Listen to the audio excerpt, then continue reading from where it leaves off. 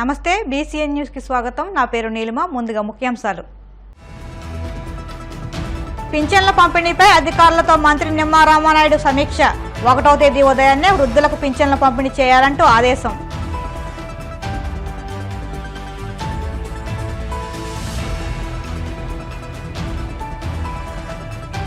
మహిళా హత్య కేసును ఛేదించిన కారంపూడి పోలీసులు.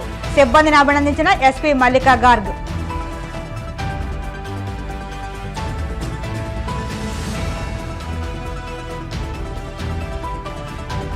కృష్ణా డెల్టాలోని సార్వ సాగుకు నీరు విడుదల చేయండి. ఏలూరు శివారు పంట భూముల్లో రైతుల ఆందోళన.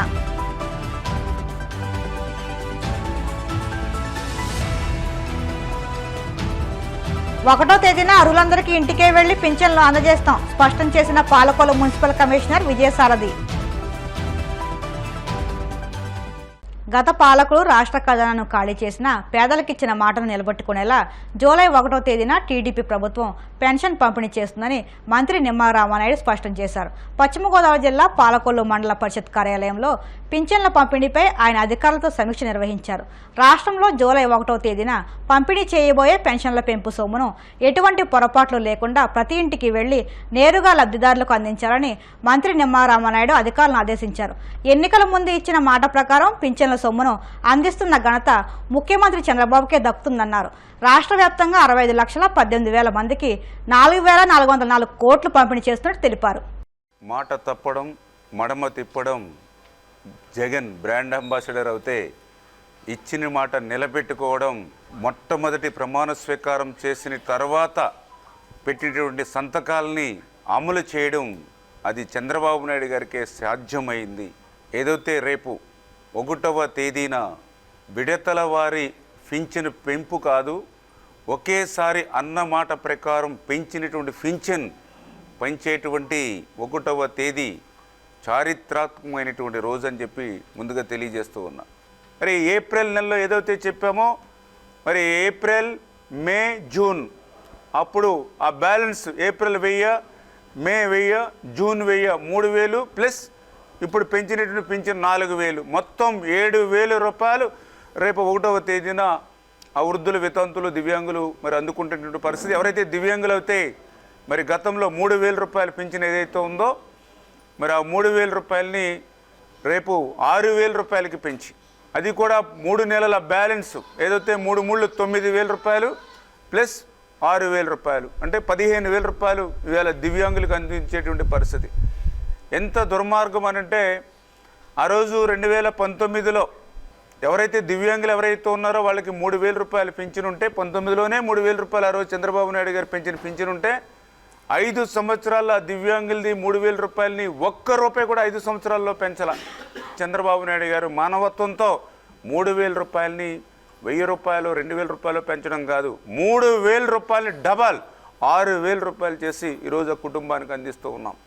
ఎవరైతే శాశ్వత వికలాంగతత్వం ఉండి ఎవరైతే బెడ్ మీద ఉండి పనులు చేసుకునేటువంటి వాళ్ళు ఎవరైతే మరి ఉన్నారో అంటే ఈ యొక్క పక్షపాతం కానీ లేదా డయాలసిస్ కానీ ఇట్లా ఎవరైతే ఉన్నారో వాళ్ళకి 10,000 నుంచి 15,000 రూపాయలు కూడా మరి పెర్ మంత్ మరి వాళ్ళకి ఇచ్చేటువంటి ఆలోచన ఏదైతే రేపు 1వ తేదీ నుంచి ఏదైతే అమలు జరుగుతుందో మరి ఇది ఒక రకంగా ఒక చారిత్రాత్మకమైనటువంటి రోజు. చూస్తే నేను ఏదైతే నెలకి 4,000 రూపాయలు వృద్ధులు, వితంతువులు ఈ క్యాడర్ నెలకి 4,000 అంటే సంవత్సరానికి 12 నాళ్ళు 48,000 రూపాయలు వాళ్ళకి సంవత్సరానికి వస్తూ ఉంది. ఎవరైతే దివ్యాంగులు ఉన్నారో వాళ్ళకి నెలకి 6,000 రూపాయలు అంటే సంవత్సరానికి వాళ్ళకి చూస్తే 72,000 రూపాయలు వస్తూ ఉంది. నిజంగా నేను వ్యవసాయం చేస్తూ ఉంటే నాకు 2 ఎకరాల మీద మరి 40,000 రూపాయలు కూడా రావట్లా. అది కూడా ప్రకృతి సహకరించాలి. రెండవది 365 రోజులు నేను కష్టపడి పని చేయాలి. నేను కష్టపడి పని చేసి ప్రకృతి సహకరిస్తే నాకు 2 ఎకరాల మీద 40,000 కూడా రావట్లా. కానీ ఈరోజు మరి ఆ వృద్ధులు, వితంతులు ఎవరైతే ఉన్నారో వాళ్ళకి 48,000 రూపాయలు ఇవాళ ఈ ప్రభుత్వం ఇస్తూ ఉందని అంటే ఒక 2 ఎకరాల పొలం ఇవాళ వృద్ధులు, వితంతువులకి చంద్రబాబు నాయుడు గరిస్తూ ఉన్నట్టే.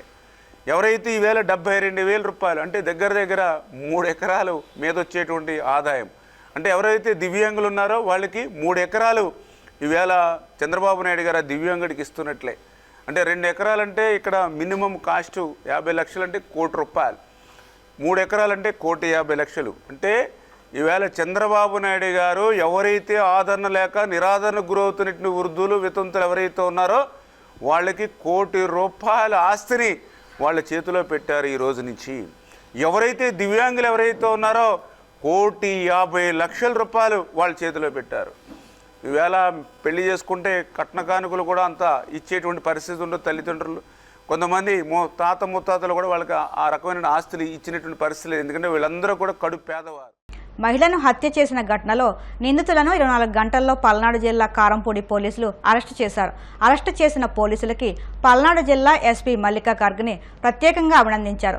అనంతరం కారంపూడి పోలీసు సిఐకి రివార్డు పత్రం అందజేశారు. అలానే కారంపూడి ఎస్ఐ అమీర్ బాషాకు రివార్డు పత్రం అందజేశారు. కానిస్టేబుల్ పోతురాజుకు కూడా ఎస్పీ రివార్డు పత్రం అందజేశారు. మహిళలను హత్య చేసిన ఘటనలో 2 వ్యక్తులను అరెస్ట్ చేసినట్లు ఎస్పీ మల్లికా గార్గే మాట్లాడుతూ, అర్ధరాత్రి కారంపూడి మండలం ఒప్పిచెరలో విజయలక్ష్మి మహిళ దారుణ హత్యకు గురైంది. రమావత్ బాబు నాయక్, బాణావత్ బాలు నాయక్ ఇద్దరు మద్యం కోసం దుకాణం దగ్గరకు వెళ్లారు. మద్యం అమ్ముతున్న విజయలక్ష్మితో ఘర్షణకు దిగారు.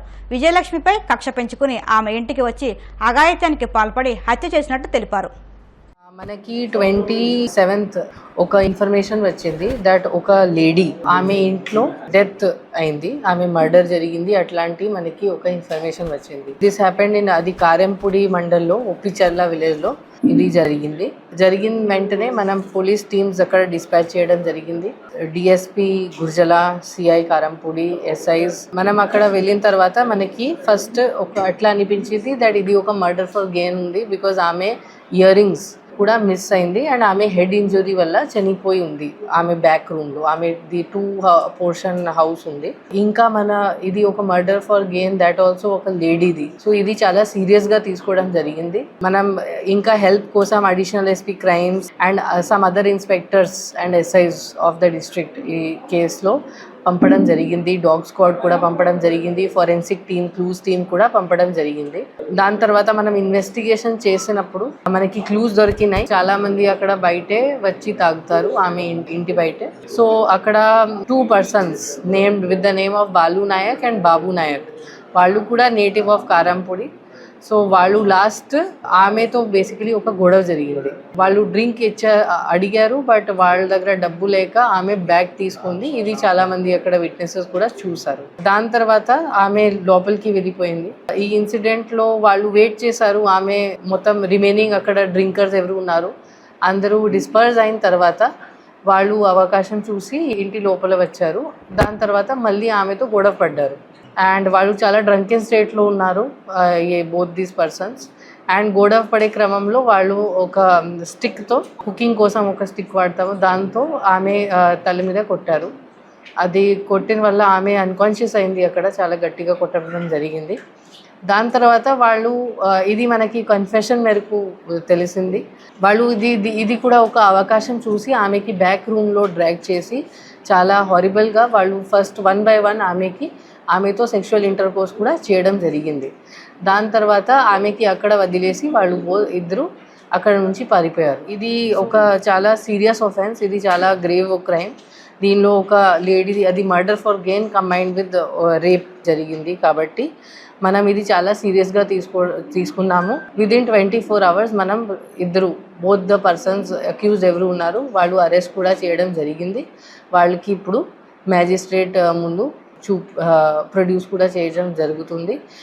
ఈ కేసు మనం చాలా సీరియస్గా తీసుకుంటాము. ఈ కేసులో మంచి ఎవిడెన్సెస్ కూడా ఉన్నాయి. మనం ప్రాపర్గా ఛార్జ్షీట్ కూడా ఫైల్ చేసి ఇది ట్రయల్ కూడా ప్రాపర్గా చేస్తాము. సో దట్ వీళ్ళకి శిక్ష పడినట్టు మనం చూసుకుంటాము.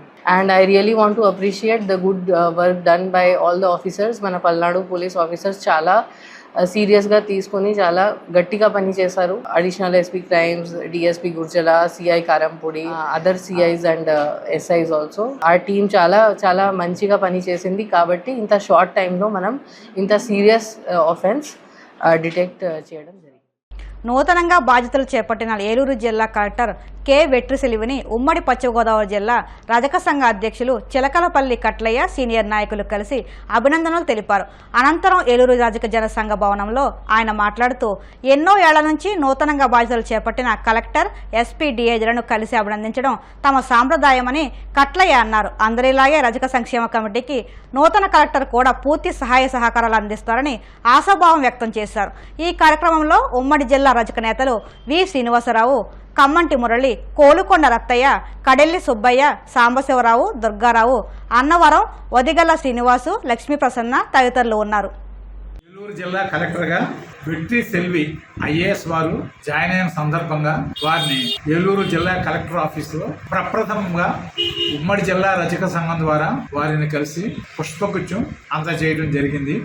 ఇప్పటి వరకు అనేక సంవత్సరాల నుంచి మొట్టమొదటిగా జిల్లాలో జాయిన్ అయిన ఐఏఎస్ అధికారులను, ఐపీఎస్ అధికారులను రజకులు సలవ అనే ఉద్దేశంతోనే మొట్టమొదటగా వెళ్లి వారిని కలవడం జరుగుతుంది. ఆ సందర్భంగానే ఈ రోజు వారిని మేము కలవడం జరిగింది. కలెక్టర్ గారు రజక సంక్షేమ కమిటీకి జీవో 62 ప్రకారంగా చైర్మన్ గా వ్యవహరిస్తున్నారు. అయితే ఇప్పటికి ఎంతో మంది కలెక్టర్ వారు రజకుల సంక్షేమం గురించి మేము వెళ్ళిన వెంటనే ఆదరాభిమానంగా మాట్లాడి మా సమస్యలను పరిష్కారం చేయడం జరుగుతుంది. అయితే ప్రభుత్వం ఇచ్చిన జీవోల ప్రకారంగా అనేక గ్రామాల్లో అనేక రకమైన సమస్యలు రజకులు ఎదుర్కొంటున్నారు. రజకులు చెరువుల లోతుల విషయంలో కానీ, అలాట్మెంట్ ఆఫ్ ట్యాంక్స్ లో కానీ కొన్ని చోట్ల రజకులు అవమానాలకు వారు పడే మాటల వల్ల కొంతమంది ఇబ్బందికర పరిస్థితుల్లో మాట్లాడటం వల్ల అవమానకరమైన మాటల వల్ల ఇబ్బంది పడుతున్నారు. అటువంటి మాటలు ఎవరు అనకుండా చేయడానికి కానీ రజకుల చెరువులు సర్వే చేయించాలని అనేక సమస్యల మీద మాకు సహాయం జరగవలసి ఉంది. ప్రతి 3 నెలలకు ఒకసారి రజక సంక్షేమ కమిటీ సమావేశం ఏర్పాటు చేసి అందులో కమిటీలో ఉండేటువంటి వివిధ ప్రభుత్వ అధికారులు కూడా ఆ కమిటీలోకి వచ్చి తప్పనిసరిగా రజకులు ఏ రకమైనటువంటి బాధలు పడుతున్నారనే విషయాన్ని ఆలోచించి రజక సంక్షేమ కమిటీలు ఏర్పాటు చేసి రజకులకు తప్పనిసరిగా సహకారం చేస్తారని నేను ఈ రోజునాడు గౌరవ కలెక్టర్ వారిని మనస్ఫూర్తిగా కోరుకుంటున్నాను. ఇతర జిల్లా కలెక్టర్ వాళ్ళకి కూడా వారు జాయిన్ అయిన వెంటనే వెళ్ళి మా యొక్క సమస్యలను చెప్పడానికి సిద్ధంగా ఉన్నాము. ఇటీవల భీమవరం పశ్చిమ గోదావరి జిల్లా కలెక్టర్ వారితో కూడా మా సమస్యలు చెప్పడం, వారు తగు సూచనలు కూడా ఇవ్వడం జరిగింది. ఈరోజు జిల్లా రజక సంఘం ఆఫీసులో నూతన కలెక్టర్గా జాయిన్ అయినటువంటి శ్రీ వెట్రిసెల్వి గారిని కలిసిన అనంతరం జిల్లా రజక సంఘ భవనంలో నేను మాట్లాడడం జరిగింది. ఇప్పుడు కాసేపు ప్రకటనలు.